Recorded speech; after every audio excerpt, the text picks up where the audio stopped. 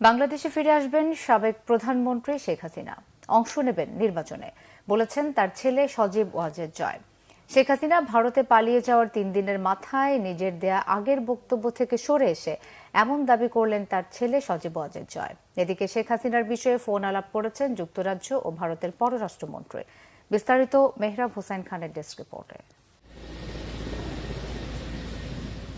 ছাত্র জনতার বিক্ষোভের মুখে গত 5 আগস্ট ভারতে পালিয়ে যান শেখ হাসিনা। এরপর সামাজিক মাধ্যমে ভিডিও পোস্ট করে আর বিভিন্ন গণমাধ্যমে সাক্ষাৎকার দিয়ে তার ছেলে সজীব ওয়াজেদ জয় বলেছিলেন তার মা আর বাংলাদেশে যাবেন না, রাজনীতি করবেন না, এমনকি শেখ মুজিবের 2 কন্যার সন্তানদেরও আওয়ামী লীগের হাল ধরার সম্ভাবনা নেই। ঠিক আছে, শেখ হাসিনার পর আপনাদের কি হবে সেটা আমারও চিন্তার বিষয় না, আমার পরিবারের আর চিন্তার বিষয় না, আপনারা বুঝবেন।